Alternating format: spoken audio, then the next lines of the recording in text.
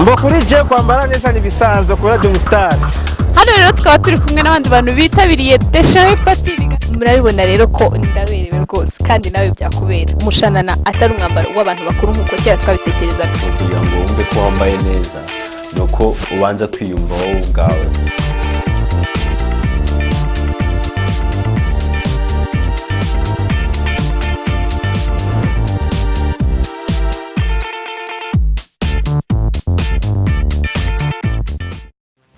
Twongeye kubasuhuza tubaha ikaze inshuti bakunze ba Tsapa Fashion Show. Uyu ni mwanya mwiza tubagezaho amakuru atandukanye ajyanye n'imyambarire ndetse n'ubuzima busanzwe. Ngende ya Sento Amahoro, kiganiro ni Tsapa Fashion Show. Nugera hoje.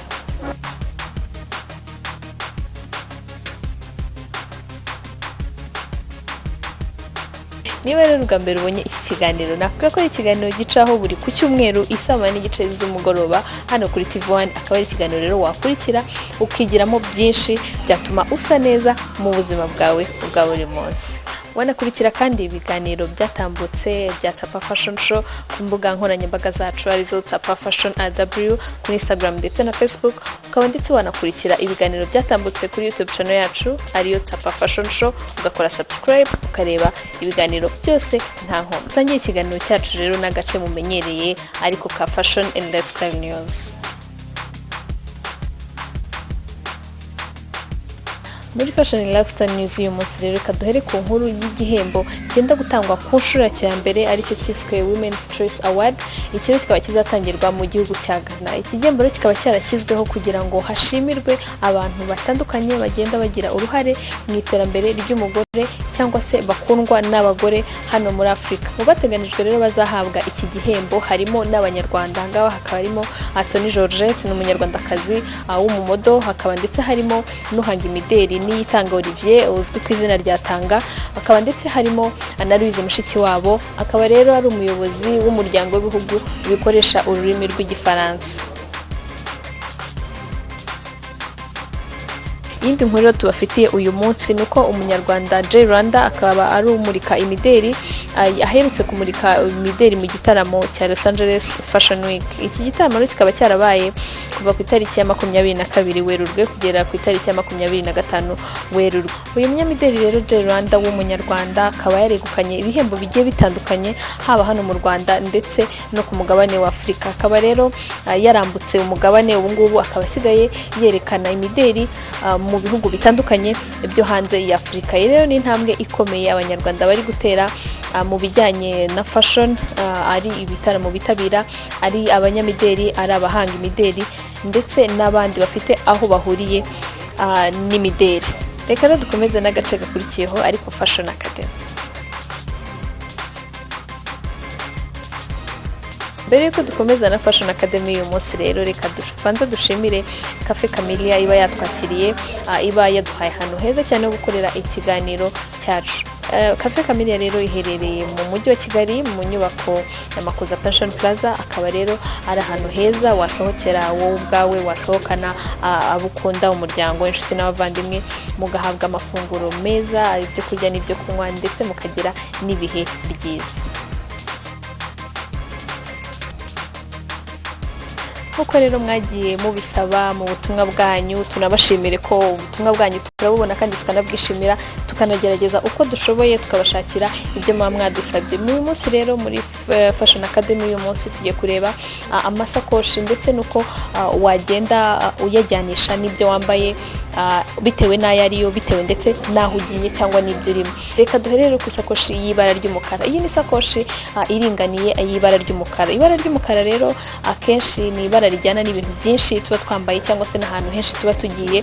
Iyi rero akaba ari isakoshi ijyana n'ibintu byose wafata ugashyiramo ibintu ugendana buri munsi wumva utasiga, kubera ko wenda ugiye ku kazi, kubera ko wenda ugiye ku ishuri. Iyi rero akaba ari isakoshi yakorohereza ubuzima, ijyana n'ibintu byose, ijyana n'ahantu henshi waba ugiye. Isakoshi ikurikiyeho rero ni isakoshi yo gusohokana cyangwa se yo kujyana mu birori. Iyi ni isakoshi ntoya ijyanye n'umwenda mwiza. Iyi ngiyi ikunda kwambarwa, ikunda kujyana n'imyenda irimbye, imyenda twita ngo irimbye tugiye mu makwe, tugiye mu masoirée, ni isakoshi rero ubona irimbitse, ishobora kuba ifite akarimbo ariko kadakabije. Rero ni isakoshi yagendamo akantu gatoya, kaba karabero, kaba telefone, katari buze kukugora guhagarara cyangwa se kukagendana, kubera ko rero aba atari ahantu ufite uri buze kuyitereka cyangwa kuyibika. Ni isakoshi itakubangamira cyangwa se wagumana mu ntoki zawe. Isakoshi ikurikiyeho rero ni isakoshi y'ibara. Mu buzima bwa buri munsi ntabwo twambara ibara rimwe cyangwa duhore twambaye ibintu bimwe. Rero ni isakoshi bitewe n'amabara wambaye nuko ushaka kuyajyanisha, ushobora kongeraho kugira ngo use neza cyangwa se ugaragare ko wanahinduye, apana kugendana ya sakoshi y'umukara noneho igasimbura ya sakoshi y'umukara ijyana n'ibintu byose, none ukayambara ijyanye n'umwenda runaka wambaye uwo munsi. Isakoshi dukurikiyeho rero ni business sack. Iyi ngiyi rero ni isakoshi akenshi ikunda kugendana n'imyenda y'akazi yo mu biro. Umuntu wambaye imyenda yo mu biro, imyenda yarimbye ariko yarimbiye akazi, akaba rero yashyiraho iyo sakoshi. Ishobora kuba isakoshi ya marike, ishobora kuba isakoshi isanzwe itari ya marike ariko isakoshi nziza itariho ibishushanyo, itariho imirimbo. Ishobora kuba isakoshi y'ibara ariko nanone rikaba ari ibara rijyanye n'akazi cyangwa se rijyanye n'umwambaro w'akazi. Isakoshi duherukirizaho rero ni saka bagage. Iyi rero ni isakoshi igendanwa umuntu agiye nko ku rugendo. Ni isakoshi nini, ni isakoshi ijyamo ibintu byinshi, ni isakoshi irimbitse ariko utitaye cyane ko ku byo wambaye cyangwa se inkweto cyangwa se ikindi icyo ari cyo cyose, kubera ko niba uzamara iminsi iyo sakoshi ntabwo ari ngombwa ko ijyana n'imyenda yose wagendanye, ahubwo ni isakoshi igufasha kugendana ibyo wateganije byose ntacyo usize ariko kandi ukaguma usa neza. Izo rero zikaba muri rusange zari isakoshi umudamu cyangwa umukobwa akunda gukoresha, bityo rero mukaba mwumvishe uburyo wajyana ayo masakoshi n'uburyo wayajyanisha n'ubuzima bwawe bwa buri munsi. Reka dukomeze n'agace gakurikiyeho ariko Celeb Style.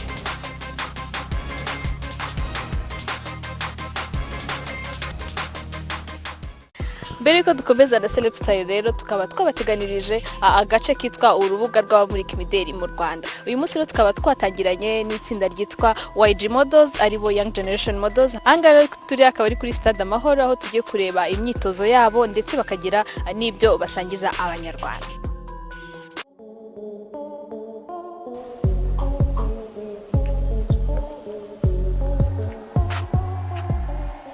Nitwa Patrick, amazina nkoresha kuri Instagram page yanjye ni Patrick Karongo Dylan 250.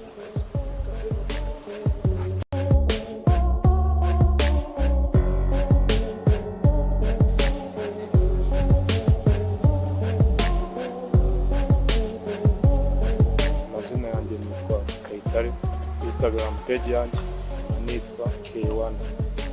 Thank you.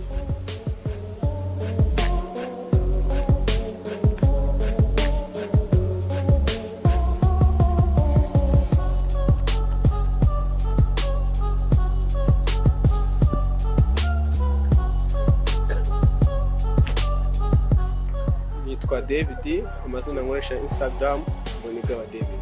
Murakoze.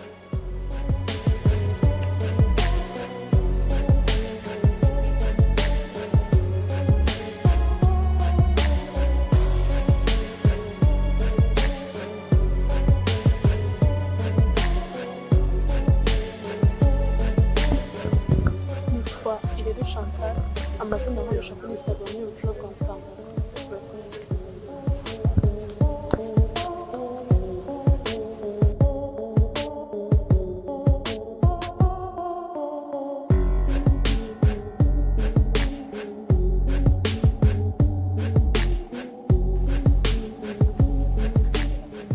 Nitwa Manzi Tony, amazina nkoresha kuri Instagram ni Tony Official.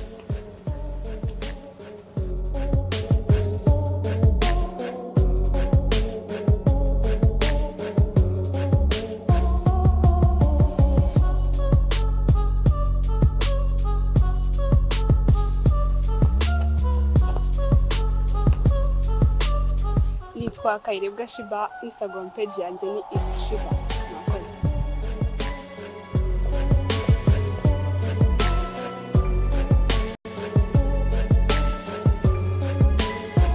Akaba ari YG Models.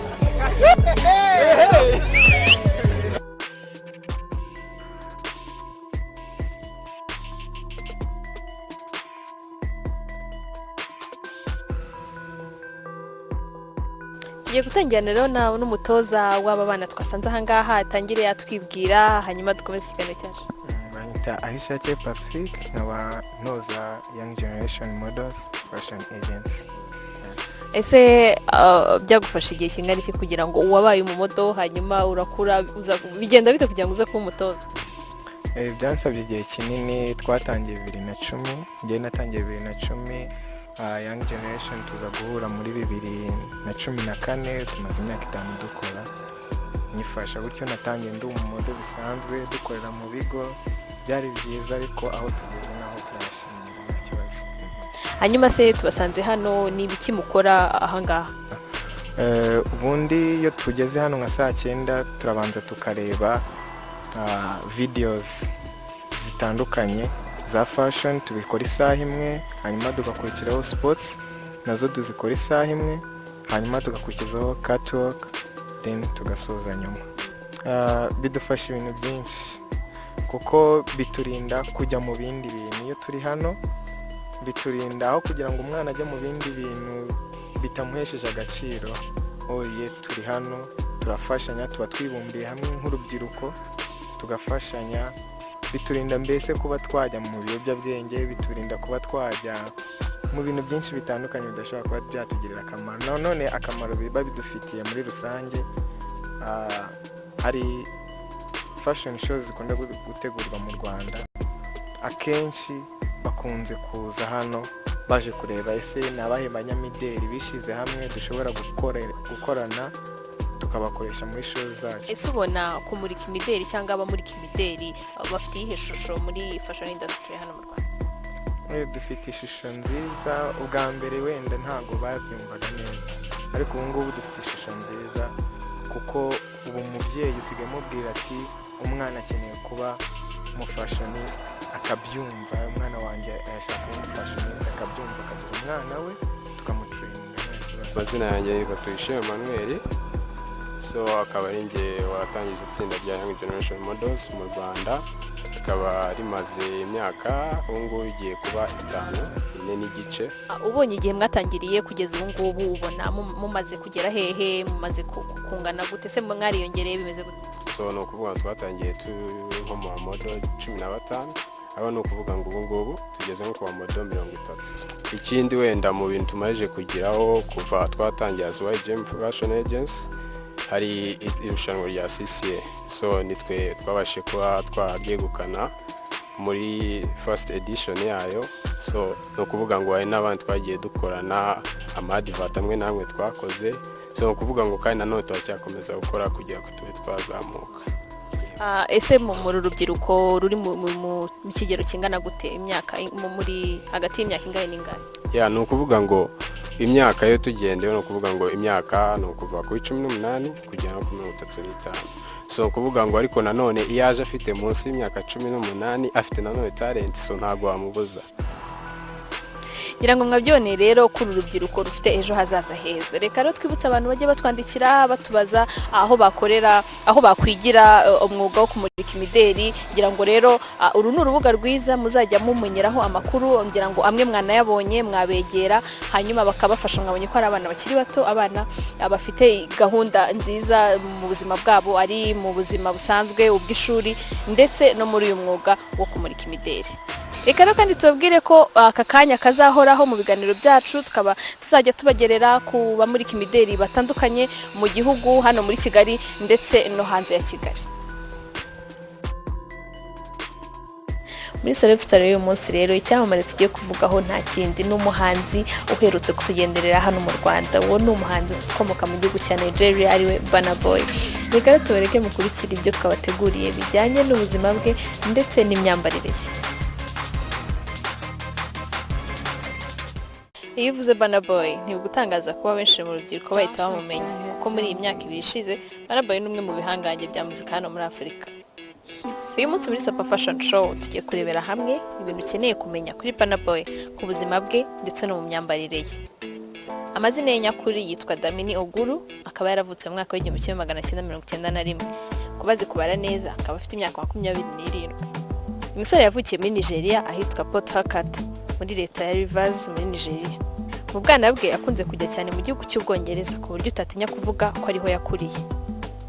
Uyu musore yize ibijyanye na media technology, ikoranabuhanga mu itangazamakuru mu gihugu cy'Ubwongereza, nyuma yaho yiga itangazamakuru n'umuco nyuma y'amashuri ya kaminuza bita masters. Burna Boy yamenyekanye cyane mu ndirimbo Like to Party yasohoye mu mwaka wa 2012. Batuzanye izindi nziza kugeza n'aho abanyarwanda benshi bamumenye bakaba baranamwishimiye igihe yazaga. Imyambarire ya Burna Boy wavuga ko ntahitaniye n'umuziki we ari wa Afrofusion, bivuga ko avanga style nyinshi zitandukanye kugira ngo abashe gukora style ye yihariye nk'uko aheruka kubibwira Vogue magazine. Burna Boy mu buto bwe ntiyigeze yifuza kwigira imyambarire ku byo yabonaga kuri televiziyo bitandukanye nka bagenzi be, ngo buri gihe yahoraga yambara ibyo yumvishemo kandi yahisemo bwe. Burna Boy akunda kwambara imyenda ya tie and dye ifite amabara ajyanye cyane, ibi bitaramenyekana cyane mu Rwanda ariko bigezweho. Burna Boy yatumye ingofero z'umwenda zongera kumenyekana nyuma yo kuzikoresha muri style ye. Uyu musore akunda kwambara imyambaro ifite ibishushanyo bigaragara cyane kuko abivanga n'ama t-shirts, amashati afite amabara atuma bigaragara neza. Burna Boy akomora imyambarire y'iwabo. Uyu musore avuga ko impamvu akunda kwambara imyenda yihariye biterwa nuko yakuze abona abantu b'iwabo bambara. Buri umwe yabaga afite imyambaro y'imuranga, bigatuma yumva yagira ubwisanzure mu guhitamo uko yambara. Ikindi buri wese yamenya ku myambarire ya Burna Boy nuko ibyo yambara byose abihuriza mu mabara ndetse n'ingano byagezweho mu myaka za 90. Ntitwasoza tutababwiye ko ikinyamakuru Vogue magazine kizwi ku isi mu bijyanye na fashion cyavuze gishima imyambarire y'uyu musore bitewe n'amabara ndetse n'ibishushanyo by'imyenda yahisemo kwambara muri concert ye yakoreye mu Bwongereza. Byari byo twabateguriye ku muhanzi Burna Boy, twizere ko abakunzi be mwanyuzwe. Iyi yari Celeb Style. Ngira ngo mwabyiboneye Burna Boy ni muntu ki, Burna Boy akunda iki, akunda kwambara iki.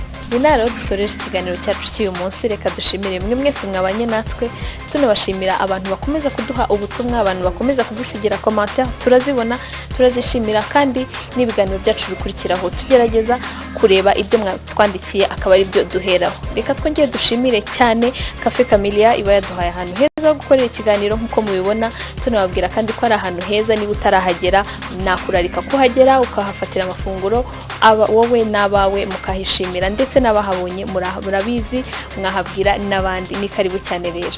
Reka nashimire equipe technique yamfashije kugira ngo iki kiganiro kibagereho 5/5 ari bo Olivier Umukura ndetse na Fabrice Ndayishimiye. Kandi tubabwire ko muramutse mwacikamwe n'ibiganiro byacu byatambutse cyangwa se n'ikiganiro ukaba utagitangiye, wajya kuri YouTube ukajya hashakirwa ukandikamo Tapa Fashion Show ugakora subscribe, hanyuma ukareba ibiganiro byatambutse byose nta nkomyi. Reka rero mbararikira ikiganiro cyacu cy'ubutaha, nanabifuriza icyumweru cyiza cyane. Turabakunda.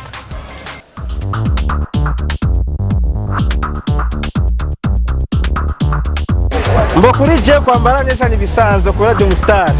Hano rero tukaba turi kumwe n'abandi bantu bitabiriye Deshawe Party. Murabibona rero ko ndaberewe rwose kandi nawe byakubera. Umushanana atari umwambaro w'abantu bakuru nk'uko cyera twabitekerezaga. Kugira ngo wumve ko wambaye neza nuko ubanza kwiyumva wowe ubwawe.